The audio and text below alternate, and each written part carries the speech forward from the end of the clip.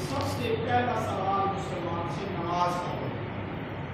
انسان و سائر کامل، جس کی نماز صحیح نکل آئی تو دوسرے عملوں میں وہ صحیح نکلے، جس کی نماز صحیح نہ نکلی تو دوسرے عملوں میں وہ پھنس گئے۔ تو نماز ایک عام عبادت ہے۔ قرآن پاک میں ایک نہیں، دو نہیں، 70 مقامات ایسے ہیں جہاں اللہ نے نماز اور زکوٰۃ کو اکٹھے بیان کیا، اور نماز اتنی عام عبادت ہے کہ 17ویں پارے میں سورۃ الحج میں آیت آتی ہے، الذین ان مکناہم فی الارض اقاموا الصلاۃ وآتوا الزکاۃ وامروا بالمعروف ونہوا عن المنکر۔ ہم جنہیں حکومت دیں، اقتدار دیں، اس حکمران کی ذمہ داریوں میں سے سب سے اہم ذمہ داری یہ ہے کہ وہ اپنی حکومت میں نماز کا نظام قائم کرے۔ یہ حکمرانوں کی ذمہ داریوں میں سے اہم ذمہ داری ہے نماز کا اہتمام، نظام قائم کرنا۔ اور ابتدائی تاریخ مسلمانوں کی آپ پڑھیں تو آپ کو یہ چیز نظر آئے گی کہ جو حکومت کی مسلط پہ تمہیں نظر آئے گا وہی تمہیں مصلی پہ نظر آئے گا۔ یہ نماز، یہ مصلی، اس پہ ایک اجبار کی نماز ہو، عید کی نماز ہو، جمعہ کی نماز ہو، عام نماز ہو،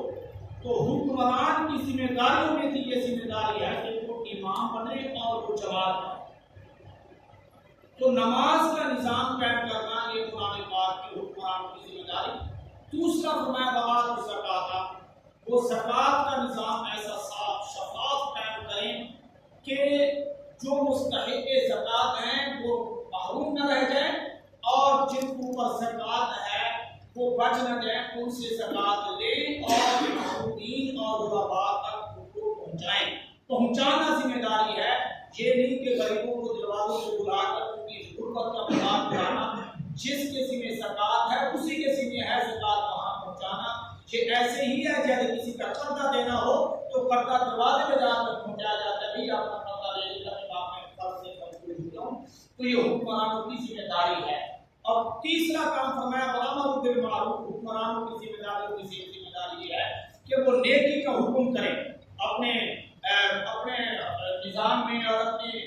ملک میں جو ہے نیکی کا ماحول پیدا کریں، عوام کے لیے ایسا ماحول مہیا کریں کہ ان کے لیے نیکی کرنا آسان ہو، ونہوا عن المنکر، اور اگر کوئی برائی ہوتے ہوئے دیکھیں تو حکمران کی ذمہ داری میں سے ذمہ داری ہے کہ وہ برائی کو سے لوگوں کو منع کریں اور روکیں، برائی اپنی حکومت میں نہ ہونے دیں۔ یہ وہ ذمہ داری ہے جسے قرآن نے بیان کیا ہے، اور ان ذمہ داریوں پر ابتدا میں مسلمان حکمرانوں نے عمل بھی کیا۔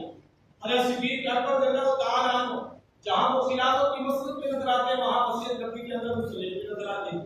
حضرت عمر رضی اللہ تعالیٰ عنہ، حضرت مرتضیٰ، عثمان غنی، حضرت امیر معاویہ غنی، یہ چیزیں حضرت عمر بن عبدالعزیز رحمۃ اللہ علیہ، اسی طرح اور کئی حکمران ہیں۔ ایک بادشاہ، ایک بہت بڑے اللہ والے تھے، توجہ کرنا، وہ جب فوت ہونے لگے تو انہوں نے یہ وصیت کی کہ میرا جنازہ وہ پڑھے جس کی فرد تو فرد اثر کی 4 رکعت ایک بار سنت جو ہے غیر موقع وہ بھی قضا نہ ہو، اور جو جوان ہونے کے بعد کبھی غیر محرم کو اس کی نکاح نہ پڑی وہ میرا جو ہے وہ جنازہ پڑھے۔ اور ایک شرط اور بھی تھی وہ ذہن سے تھی، وہ بھی اسی قسم کی تھی کہ 3 شرط انہوں نے رکھی، اور جب صفیں بنی بڑے بڑے علماء، طلباء، حفاظ، حاجی، قاضی، شاہ و گدا، امیر و غریب صفوں میں ہیں، اور ایک وقت کے غریب کا جو ہے وہ جنازہ ہو رہا ہے، اور وہاں اعلان کرنے والے اعلان کیا کہ ان کی وصیت ہے کہ جنازہ جو ہے اس کا جو ہے نا وہ پڑھا ہے جس کے اندر یہ شرطیں ہوں کہ فرد کو فرد اس کی سنتیں بھی قضا نہیں ہو، اس میں کبھی جو ہے نا بدکاری کی طرف جانا تو درکنار کرو جائے، مانا عورت کو پوری نگاہ سے دیکھا بھی نہ ہو، اور تیسری شرط بھی اسی قسم کی تھی، تکبیر اولا، تکبیر اولا اس کی تکبیر اولا اس کی قضا نہ ہوئی۔ آپ کی میں ایک بات کر دیتا ہوں، میں نے کتاب میں کچھ اور پڑھا، تکبیر اولا بھی نہیں، تہجد بھی نہیں، ایک اور ہے تہجد ہے، شاید تہجد ہے، تکبیر اولا تہجد ہے۔ تو ہر کیا یہ نہیں کہ یہ 3 شرطیں تھیں، تو بڑی عام شرطیں ہیں، تو اندازہ لگائیں کہ ان شرائط پر میرا خیال ہے